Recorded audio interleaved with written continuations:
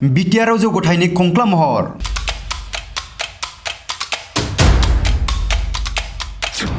हान्थामेला खालामनायनि मुङाव रायजो राजाफोरा जेंनाजों भुगिनांदों। थांनाय 4 बोसोर नाङैनो लुफुंजायासै बे दालाङा, जायनि जाउनाव रायजो राजाफोरा खैफोद गोनां महरै औवानि दालांजों हान्थामेला खालामनांदों।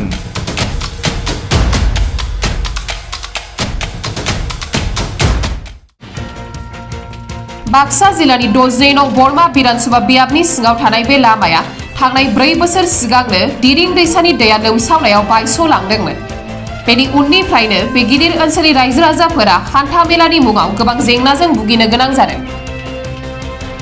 ओनसोलनि रायजो राजाफोरा थिनानै दोननाय गावारि रां बाहायनानै औवानि दालां लुफुंना हान्था मेला खालामबोबाय थाबोदों। नाथाय लामानि बे बायनाय बाहागोआव दिनैसिमबो गंसे दालां लुफुंना होआखै बिफाननि बिबानगिरिफोरा, जायनि थाखाय दैज्लां बोथोराव भारत भुटान सीमा ओनसोलाव 108 सिबिथाया थांनो हाया। फरायसुला फरायसुलिफोराबो फरायसालि फारसे थांनायाव गोबां जेंनाफोरजों मोगा-मोगि जाबोनांदों। बायलांनो हमनाय दालांखौ बारलांनायावबो माखासे जाब्रबथाय जानायनि जाथायफोरा सोमजिबोबाय थाबोदों। ओनसोलनि रायजो राजाफोरा गोबां खेब बिफानारि बिबानगिरि एबा सुबुं थान्दैखौ लामाजों हान्थामेला खालामनो हानायनि बिथिङाव राहा लानो खावलायहरसेयावबो दिनैसिम जेबो रोखोमनि राहा लानायखौ नुनो मोनाखै। गुबुन फारसेथिं बेबायदि जेंनाजों भुगिनो गोनां जादों फाखापारा ओनसोलनि रायजो राजाफोरा। सरकारि महरै दैसाखौ बारनायनि जेबो राहा गैयैनि थाखाय ओनसोलनि माखासे लाइमोनफोरा औवानि दालां लुफुंनानै दालां बारनायनि भारा महरै 10 राङै लागासिनो दङ।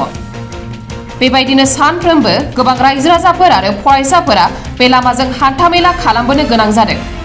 बेबायदि जेंनाखौ मिथिनानैब्लाबो सरकार आरो सुबुं थान्दैफोरा बेनि सायाव जेबो राहा लानायखौ दिनैसिम नुनो मोनाखै।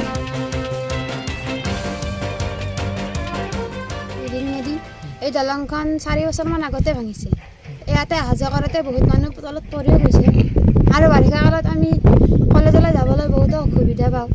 বাৰিষা কালত দলঙৰ ওপৰেদি পানী যায়, আমি পৰীক্ষা থাকিলে বেলেগ জেগাইদি ঘূৰি যাব লাগে। দূৰেদি ঘূৰি যাব লাগে? দূৰেদি ঘূৰি যাব লাগে। কি আহ্বান জনাব চৰকাৰক? চৰকাৰক অনুৰোধ কৰিছোঁ যে এই দলংখন সোনকালে যে নিৰ্মাণ কৰি দিয়ে। বহুত আৰ্থিক অসুবিধাত চলি আছোঁ আমি। ল'ৰা ছোৱালী, তোমাৰ বেপাৰ বাণিজ্যৰ অহা যোৱা নানান ধৰণৰ চৰকাৰে বহুত জ্ঞান বাঢ়ি পাইছিল 4 বছৰ আগৰে পৰা। এতিয়া 4 বছৰ হৈ গ'ল, চৰকাৰে কোনো ইয়াতে গুৰুত্বপূৰ্ণ ব্যৱস্থা লোৱা নাই। চিফ মিনিষ্টাৰ প্ৰমোদ বড়োজী আহিছিল, অহাৰ পিছত তেখেতে কোনো ব্যৱস্থা লোৱা নাই আজিলৈকে।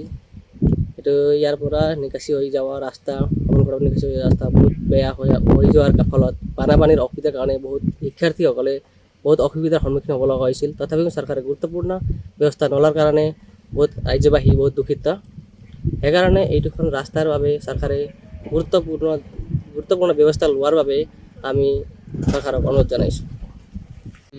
46-47 বছৰ বয়স, গম পাইছি না?